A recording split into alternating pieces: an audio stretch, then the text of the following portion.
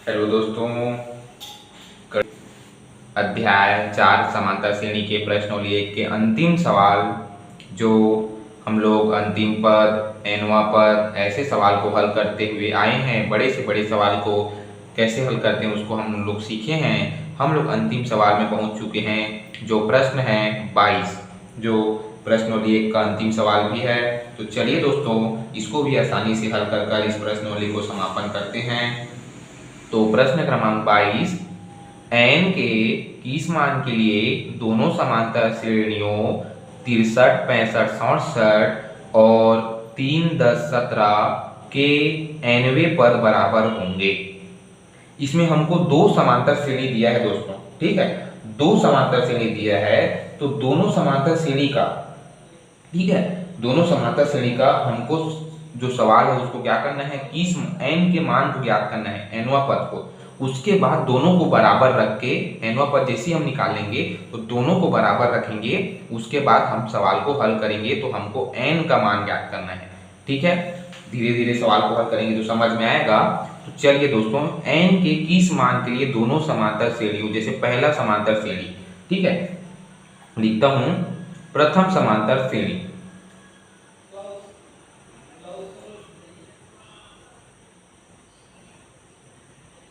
प्रथम समांतर श्रेणी के लिए, ठीक है, प्रथम समांतर श्रेणी के लिए 63, 65, 67, ठीक है, यही दिया है ना दोस्तों, 63, 65, 67। तो हमारा a बराबर क्या हो जाएगा, 63, a2 बराबर क्या हो जाएगा, 65, a3 बराबर हो जाएगा 67, ठीक है, हो जाएगा। यहां से हम लोग निकालेंगे d, a2 माइनस a1। तो a2 क्या है हमारा 65 और a1 क्या है हमारा 63, ठीक है। तो 65 में 63 घटाओ कितना आ जाएगा 2, ठीक। अब यहां से हम nवा पद निकालेंगे an, ठीक है। तो an निकालिए, a plus n minus 1 into D. n का मान हमको पता नहीं है क्योंकि n का मान ज्ञात करना है। a का मान पता है 63 प्लस n का मान पता नहीं है इंटू 1। d का मान क्या निकाले, अब भी जस्ट 2 निकाले, ये देखो, है ना, ये हमारा d का मान हो गया, ठीक है। आगे हल करेंगे, an बराबर 63 प्लस 2n माइनस 2। तो an बराबर 63 में 2 घटाओ कितना आएगा 61 प्लस 2n, क्या बन गया समीकरण 1। समझ आया ना दोस्तों। तो हम यहां से देखिए, हम समीकरण 1 निकाल लिए प्रथम समांतर श्रेणी से 63, 65, 67 से, जिसमें a1, a1, a2, a3 का मान देखे, d निकाले, उसमें nवा पद निकाल लिए, ठीक है। अब सेम टू सेम हमको दूसरा निकालना है 3, 10, 17 का, सेम टू सेम, ठीक है। चलिए सवाल को हल करते हैं। तथा, ठीक है, क्या बोल रहा है सवाल, देखिए nवें पद बराबर होंगे। तो तथा अब द्वितीय श्रेणी का भी निकालना है। यहां बस बोला है nवें पद बराबर होंगे, तो दोनों nवें पद को हमको बराबर करना है हल करके। तो an पद हम पहले निकालिए, अब द्वितीय पद का निकाल लेते हैं ना। तो द्वितीय समांतर श्रेणी के लिए 3, 10, 17, ठीक है। अब इसको हम लोग हल करेंगे तो हमारा क्या है, द्वितीय पद, है ना, a बराबर क्या हो जाएगा 3, a2 बराबर क्या हो जाएगा 10, a3 बराबर हो जाएगा 17, ठीक है दोस्तों। a1 बराबर 3, a2 बराबर 10, a3 बराबर 17। यहां से हम लोग निकाल सकते हैं d, a2 माइनस a1, ठीक है। a2 क्या है हमारा 10, a1 क्या है 3। तो यहां से हम d निकाल सकते हैं, 10 में 3 घटाओ कितना आएगा 7। तो यहां से हम d निकाल लिए, ठीक है। तो nवा पद में मान रखकर, है ना, a और d का मान रखकर हम उसमें nवा पद निकाल लेंगे, द्वितीय nवा पद। पहला nवा पद निकाल लिए, अब सेम हमको द्वितीय nवा पद निकालना है, ठीक है। तो अब दोनों को जब आ जाएगा द्वितीय nवा पद, तो दोनों को बराबर रखेंगे और सवाल को हल करेंगे। हमको n का मान प्राप्त होगा, इसमें n का मान ज्ञात करना है, ठीक है, चलिए आगे बढ़ेंगे तो समझ में आएगा। तो हमको मान क्या प्राप्त हुआ था दोस्तों, है ना, a बराबर 3, a2 बराबर 10, a3 बराबर 17। तो d का मान है ना a2 माइनस a1, तो a2 हमको 10 और a1 3, तो d का मान हमको हुआ था 7 प्राप्त। ठीक है, तो हमको an का मान निकालना है, तो an बराबर a plus n minus 1 into D. A का मान 3 प्लस n का मान हमको पता नहीं है, d का मान अब भी निकाले 7, 3 प्लस n का मान हमको पता नहीं है, ठीक है 7।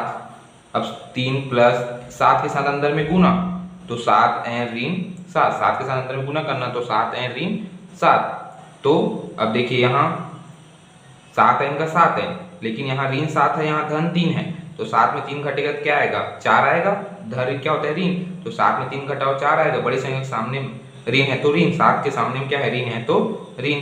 तो ये हमारा ए एन का मान, द्वितीय एनवा पद का मान क्या है, 7 n ऋण 4। ठीक है, ये हमारा आ गया समीकरण 2। ठीक है, अब दोनों को हल कर देते हैं, है ना, समीकरण 1 और समीकरण 2 को बराबर रखने पर। ठीक है, समीकरण 1 बराबर समीकरण 2। ठीक है, प्रश्न अनुसार। ठीक है, अब प्रश्न क्या बोल रहा है, ध्यान से पढ़िए। प्रश्न बोल रहा है एनवे पद बराबर होंगे, तो दोनों एनवे पद को बराबर रखते हैं। ए एन बराबर ए एन, तो क्या था पहला एनवा पद 61 प्लस 2n, और ये वाला एनवा पद क्या है 7 n ऋण 4। ठीक है, द्वितीय एनवा पद क्या है 7 ऋण 4 और 61 प्लस 2n। ठीक है, अब एक दूसरे को पक्षांतर कर देंगे, ऋण 4 को इधर पक्षांतर करेंगे तो 61 प्लस 4 और धन 2n को इधर पक्षांतर करेंगे तो 7 n ऋण 2n। ठीक है, 61 में 4 जोड़ो कितना आएगा 65, 7 n में ऋण 2n को घटाओ 5n। ठीक है, तो n बराबर 65/5, तो n बराबर कितना हो जाएगा, ठीक है 65/5 हो जाएगा ना। तो यहाँ से अब हम क्या कर सकते हैं, भाग दे देंगे, है ना, तो 5 एकम 5, 1 बचा 1, 5 दिया 15, 13 पंचे 65। तो यहाँ पर देखिए हमको n का मान प्राप्त हो गया दोस्तों, और यही हमको क्या करना था, सिद्ध करना था।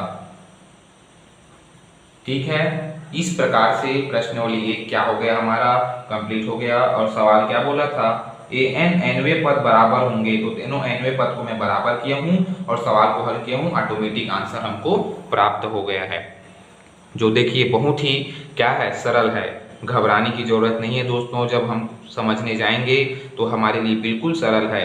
आप लोग वीडियो को अंत तक जरूर देखें, पूर्ण वीडियो, सभी वीडियो को अंत तक देखें, क्योंकि ये हमारे लिए बहुत ही महत्वपूर्ण है। ऐसी सवाल को हम यदि अपने से बनाकर देखेंगे तो हमको समझ में नहीं आएगा, लेकिन जैसे ही हम किसी की सहायता लेंगे तो हमको क्लियर समझ में आ जाएगा। ठीक है, आप लोग को देखो, पहले समांतर श्रेणी का हम एनवा पद निकाले, द्वितीय समांतर श्रेणी का एनवा पद निकाले, सवाल यही बोला था ना, दोनों समांतर श्रेणी का एनवा पद निकाले।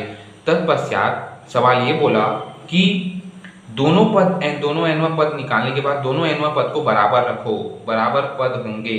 तो दोनों एनवा पद को बराबर किया, उसके बाद हल किया, तो एक दूसरे को पक्षांतर किया, ऋण 4 को इधर और ऋण 2n को इधर। ठीक है, 5n आया, इधर 65 आया, n बराबर क्या होगा 65/5, 5 को 65 से भाग देंगे 13, तो n बराबर 13 हमारा आंसर आया। यही हमको क्या करना था, ज्ञात करना था। शुरू में दिया था n के किस मान के लिए, तो वही n बराबर क्वेश्चन मार्क हमको ज्ञात करना था। तो n के किस मान के लिए जब हम सवाल को हल करेंगे तो दोनों पद बराबर होंगे, तो n के 13 पद को हम मान को हल करेंगे तो दोनों पद बराबर हो गए, तो n का मान हमारा क्या आया है, 13 आया है। ठीक है, इस प्रकार से हमको घबराने की जरूरत नहीं है दोस्तों, आप लोग को समझ में आ गया होगा। एक बार और क्लियर कर देता हूँ। प्रथम समांतर श्रेणी के लिए 63, 65, 67 को हल करेंगे, एनवा पद निकालेंगे, तो हमारा जो एनवा पद है 61 प्लस 2n आएगा।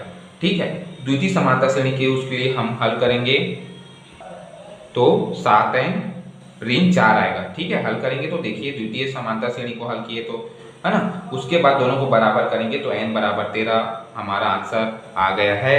इस प्रकार से घबराने की जरूरत नहीं है दोस्तों। दिखता सवाल बड़ा है, यदि हम समझेंगे या तो समझने जाएंगे तो सवाल हमारे लिए ऑटोमेटिक सरल हो जाता है।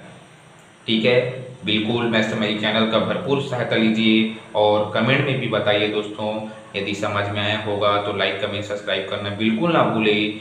आप लोग को बहुत बहुत धन्यवाद। और यूट्यूब की जो मैथ्स मेरी चैनल है उसकी बेल आइकन की बटन को क्लिक करना बिल्कुल ना भूलें। सरल से सरल और कठिन को भी हम सरल कर सकते हैं दोस्तों। ठीक है, और अधिक से अधिक आप लोग सवाल को हल करिए, पीछे मत हटिए। हम अधिक से गणित के सवाल को हल करेंगे तो हमारे लिए हम जो पेपर में आएगा तो हम आसानी से हल कर सकते हैं। ठीक है, धन्यवाद।